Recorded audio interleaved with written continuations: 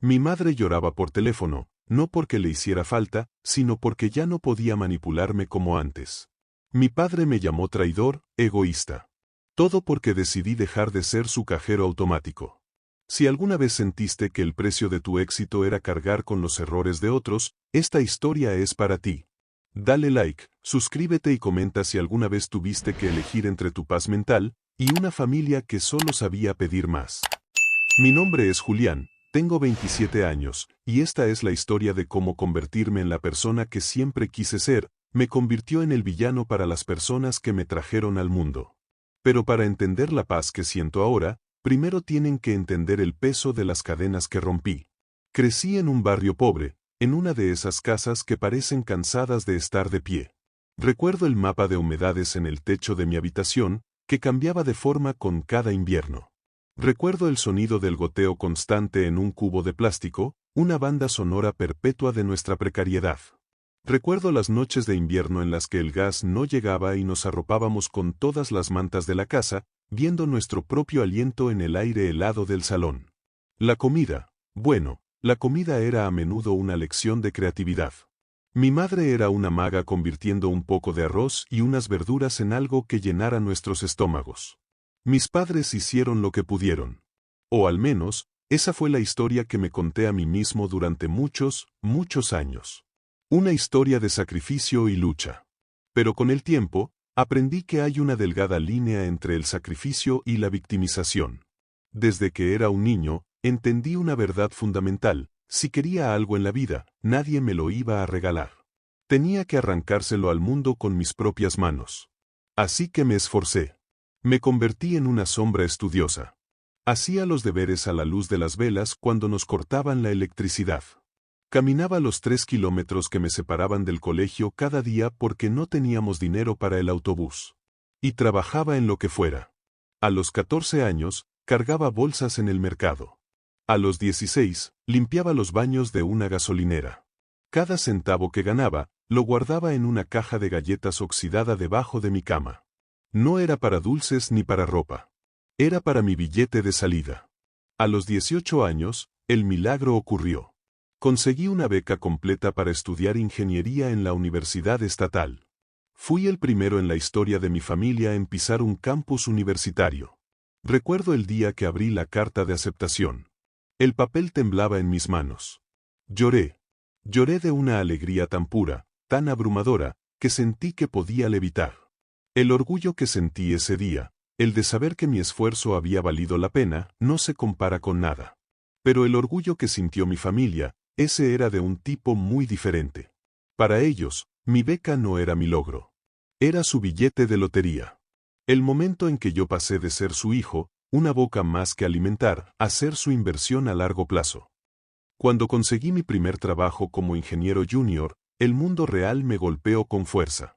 El sueldo era modesto. El alquiler en la ciudad era caro. La comida, el transporte, las deudas estudiantiles que la beca no cubría.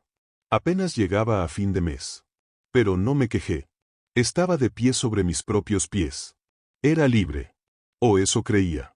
Un mes después de empezar a trabajar, mi madre me llamó.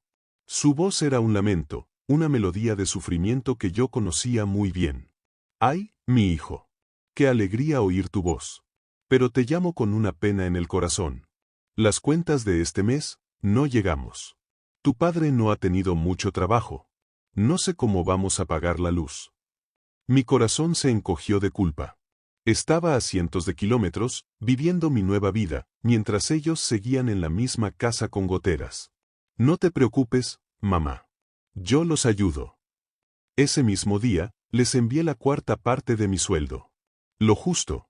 Lo que podía. Sentí que hacía lo correcto. Pero había abierto una puerta. Y una vez abierta, una jauría de necesidades entró por ella. La semana siguiente, fue mi padre. Su voz, a diferencia de la de mi madre, era dura, exigente. Julián, tu hermano pequeño necesita dinero para los libros del colegio. Y unas zapatillas nuevas, que las suyas están rotas. Después fue mi tía, la hermana de mi madre. Sobrino, qué pena molestarte, pero la nevera se ha dañado. Tu madre está desesperada. No tiene donde guardar la poca comida que tiene. Luego mi madre de nuevo, su voz cada vez más trágica. Tu padre ha perdido su trabajo temporal. No hay nada en la despensa, hijo. Se ha vencido la factura del gas. Vamos a pasar frío. Tu hermana necesita una computadora para sus estudios. Todas sus amigas tienen una. Tu abuela está enferma. Necesita medicinas muy caras. Tu primo se ha metido en un lío. Necesita ayuda para pagar una deuda. La lista era interminable. Cada semana, una nueva crisis. Cada mes, una nueva emergencia. Mi sueldo, que tanto me había costado ganar, desaparecía de mi cuenta bancaria en una red de transferencias que se extendía por todo mi árbol genealógico.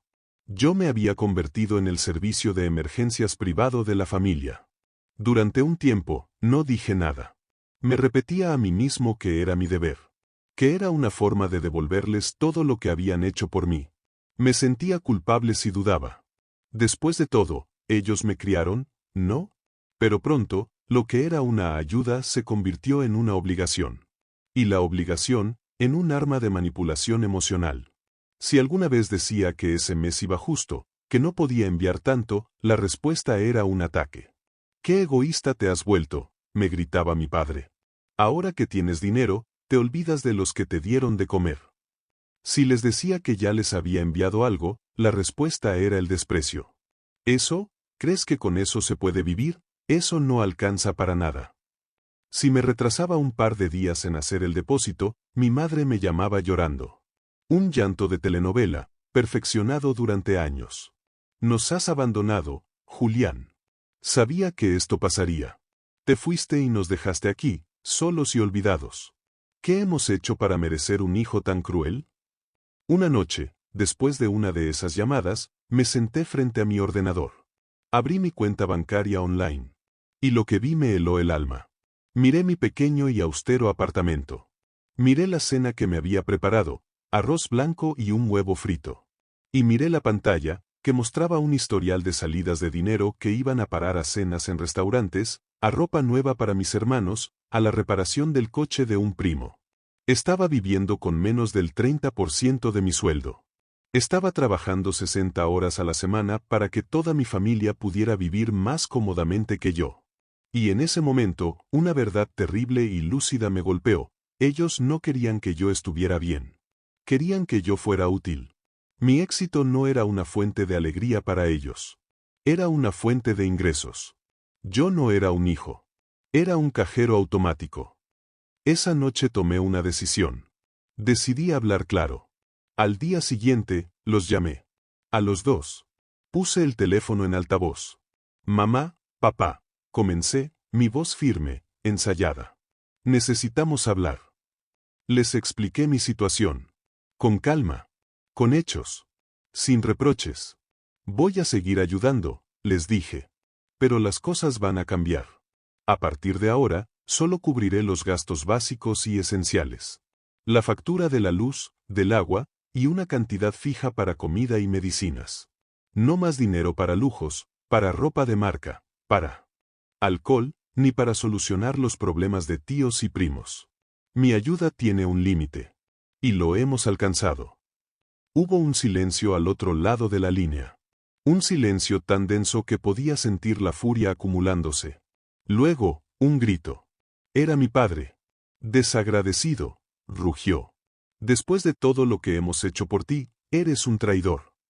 Y entonces, el llanto de mi madre. «¿Cómo puedes hacernos esto, Julián? Te di la vida, te alimenté, te vestí con la ropa que yo misma cosía. Sin nosotros, no serías nada». Y quizás era cierto. Sin ellos, yo no habría nacido. Pero si seguía cediendo a su chantaje, me convertiría en nada. Me consumirían hasta que no quedara ni mi sombra. «Lo siento», dije, y por primera vez en mi vida, no sentí culpa al decirlo. «Esta es mi decisión».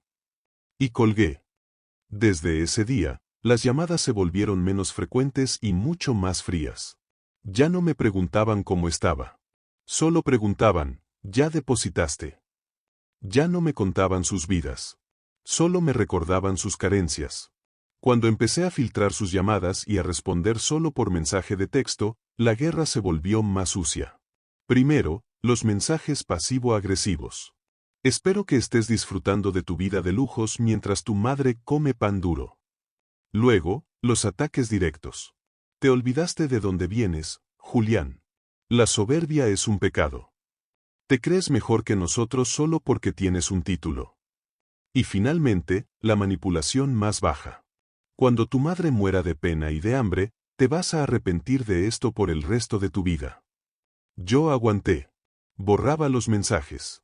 Me repetía a mí mismo que estaba haciendo lo correcto. Pero era duro. El veneno de la culpa es difícil de eliminar por completo.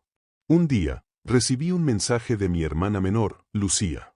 La única que nunca me había pedido nada. La única que a veces me escribía solo para decir hola. El mensaje era corto. ¿Estás bien? Le dije que sí, que solo necesitaba un poco de espacio.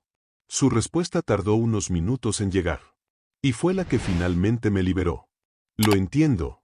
Solo quería que lo supieras por mí. Ayer, en una reunión familiar, papá le dijo a todos que tú ya no eres parte de esta familia. Que para él, ya no tienes un hijo. Me quedé mirando esa frase durante minutos. Ya no eres parte de esta familia. Y por extraño que parezca, no sentí dolor. No sentí rabia. Sentí paz. Una paz profunda, absoluta. La paz de un prisionero al que le acaban de abrir la puerta de su celda. La venganza no siempre es un acto explosivo. No siempre es una confrontación gritada. A veces, la venganza es simplemente retirar tu energía, tu tiempo, tu alma, y dejar de alimentar al monstruo que quiere consumirte. Empecé a vivir por y para mí. Ahorré. Invertí. Viajé. Conocí a alguien. Me enamoré de una mujer que me valoraba por quien era, no por lo que podía darle. Compré mi primer apartamento. Fundé mi propia pequeña empresa de consultoría. Y mientras ellos, en su pequeño mundo, contaban la historia del hijo ingrato que los abandonó, yo estaba en el mundo real, escribiendo una nueva historia, una donde el protagonista no se sacrifica por un elenco de personajes que solo saben exigir. 5 años después, el pasado llamó a mi puerta. Fue mi hermana Lucía. Su voz al teléfono era un hilo de pánico. Julián, tienes que ayudarnos. El banco va a quitarles la casa a papá y a mamá. No han pagado la hipoteca en meses. Los van a echar a la calle. 1 año antes, yo había comprado esa deuda. El banco, viendo que era un caso perdido, me la vendió por una fracción de su valor. Ellos no lo sabían. La casa de mi infancia, legalmente, era mía. Diles que me reuniré con ellos mañana, le dije. Nos encontramos en la casa. La misma casa de las goteras y el gas intermitente. Se veía aún más decaída. Mis padres estaban sentados en el viejo sofá, 2 figuras grises y derrotadas. Me suplicaron. Lloraron. Me pidieron que, por el amor de Dios, salvara el único hogar que habían conocido. Los escuché en silencio. Y cuando terminaron, les di mi respuesta. No les voy a dar el dinero, dije. Pero salvaré la casa.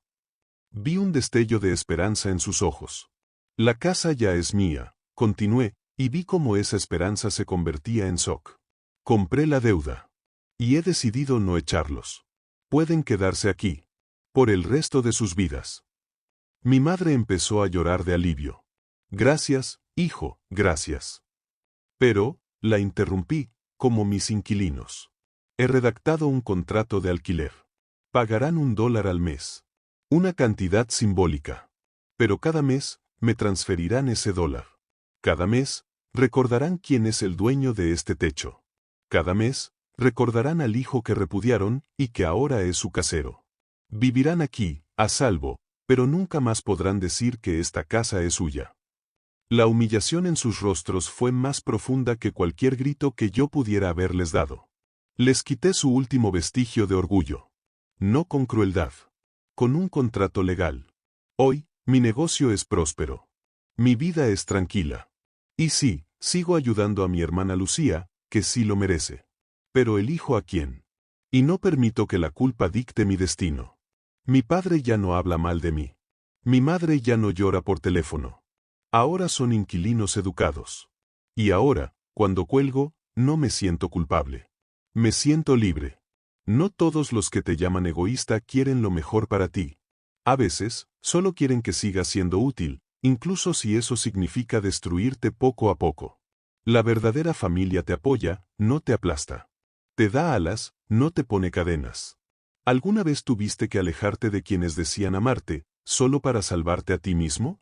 Déjamelo en los comentarios. Y si quieres más historias de justicia emocional como esta, suscríbete ahora. Porque a veces, la mejor venganza es vivir en paz.